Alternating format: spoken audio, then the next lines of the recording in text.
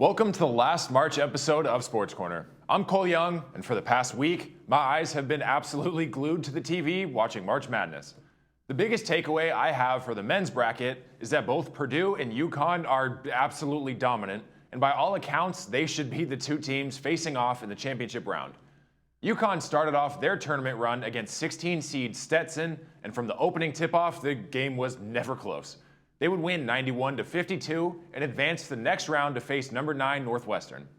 Another large victory in that game meant UConn would be moving on to the Sweet 16, this time for a rematch of last year's national championship against SDSU. That game was yesterday afternoon, and UConn kept it rolling past SDSU and has moved on to the Elite Eight.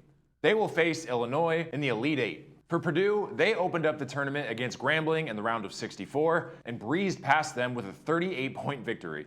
They moved on to face Utah State in the round of 32, where they seemed to struggle in the first half. It seemed like this could turn into an upset for a short while, but Purdue's offense exploded in the second half, and they went on to win 106-67. They now will face a tough test in the Sweet 16, as they'll be playing number 5 Gonzaga today at 4:30 p.m. The winner of that game will square off with the winner of Creighton and Tennessee in the Elite Eight. There haven't been too many shocking upsets in this year's tournament, but there's been a few, and a lot of games that have headed to overtime and even double overtime. The biggest shock of the tournament so far has been Kentucky's loss to Oakland University. The school from Auburn Hills, Michigan, put on a three-point shooting clinic and upset the Kentucky Wildcats 80-76. Kentucky has now continued a streak that they really don't want to continue. They haven't made it past the second round since the 2018-2019 season. A few other upsets were James Madison's dominant win over Wisconsin, Grand Canyon University taking out St. Mary's, and Yale taking down number 4 Auburn. After today, the Elite Eight will be set. Time to revisit my picks from last week and see who's still around. Last week, I said that UConn, Iowa State, Houston, Kentucky, Purdue, Arizona, Texas, and North Carolina would be in the Elite Eight. Like I said, Kentucky was eliminated in the first round by Oakland.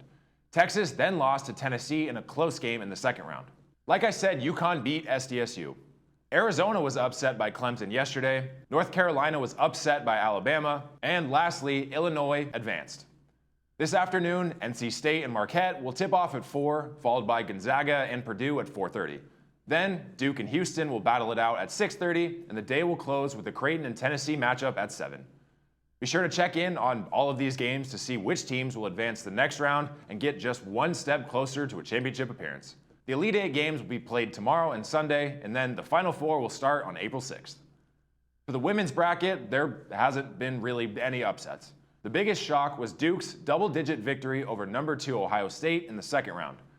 Baylor, who was slight underdog to Virginia Tech, came out on top, although it was more of an even matchup and not too much of an upset.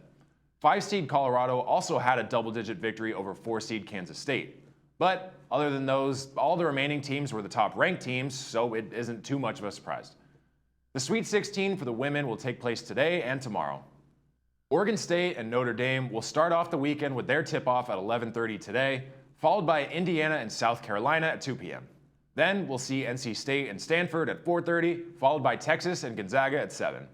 The remainder of the games will all be tomorrow, including LSU taking on UCLA, Iowa playing Colorado, Baylor versus USC, and a big matchup of Duke and UConn.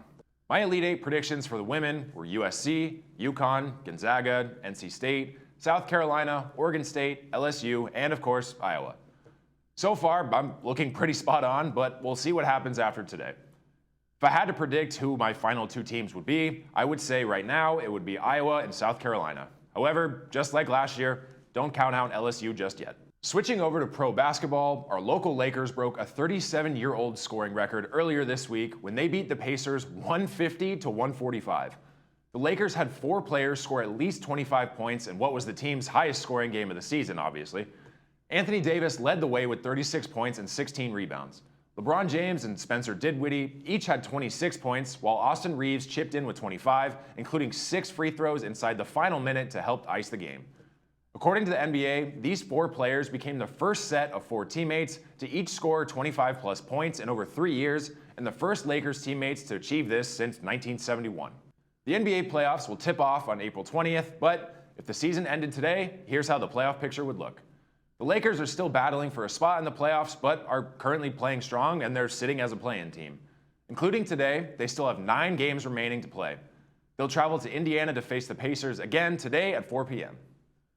If you're starting to hit the point where you miss watching live football, like myself, then I have some great news. The United Football League, or the UFL, which was a result of the merger between the USFL and the XFL, officially kicks off tomorrow. 4 teams from each of the previous leagues were chosen to be part of the UFL. The 4 teams in the USFL division are the Birmingham Stallions, Michigan Panthers, Memphis Showboats, and Houston Roughnecks. The 4 teams from the XFL division are the DC Defenders, San Antonio Brahmas, Arlington Renegades, and St. Louis Battlehawks. Tomorrow, the Stallions and Renegades will be the first matchup of the inaugural season and can be seen at 1 p.m. on Fox. There will be some recognizable names and faces out there, with some former NFL stars and some college standouts that are looking to work their way into the pros. Either way, it's football, so enjoy it. Also, these leagues are proving to have an impact on the NFL. The XFL and other leagues that have come and gone have all tested out different rules and factors to the game, and one of those rules has been officially implemented into the NFL as of this week. During the 2024 season, kickers will continue to kick from the 35-yard line, but the other 10 players on the kickoff team will line up at the receiving team's 40-yard line.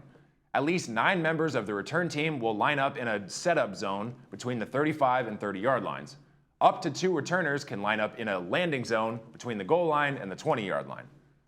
No one other than the kicker and returners can move until the ball either hits the ground or hits a player inside the landing zone. Touchbacks will be marked at the 30-yard line, and no fair catches will be allowed. In the event a team wants to attempt an onside kick, would have to inform officials of its intent and would then be allowed to use the NFL's traditional formation for onside kicks. No surprise onside kicks will be allowed. This move came as an attempt to both boost safety and reduce high-speed collisions, while also encouraging returners to not just take a knee or a touchback. This will add another exciting element to the game and hopefully provide some electric kick returns in the coming season. This move was approved by the owners this week with a vote of 29-3. Lastly, the MLB regular season officially started yesterday. It's officially opening day, and all 30 teams played yesterday and will continue to play throughout the weekend, all the way until October. For our local teams, the Angels opened their new campaign on the road against Baltimore, then continued that series tomorrow at noon and Sunday at 10:30.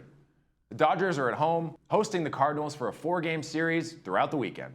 And the Padres will also be at home, hosting the Giants for a 4-game stint as well. In the past few years on this show, I've predicted several times that either 2 or all 3 of the SoCal teams would make the playoffs. I have been wrong year after year with that prediction. So this year, I'll play it safe, and I'll say that the Dodgers will 100% make the playoffs. The other 2, I doubt, but let's hope I'm pleasantly surprised this season. It's supposed to be a cold and rainy weekend, so stay warm inside and check out some March Madness, regular season NBA or NHL, MLB opening weekend, and actual live football, plus plenty more. Come right back next Friday to get all the news, updates, and highlights from around the sports world. I'm Cole Young. Have a great weekend. I'll see you next time.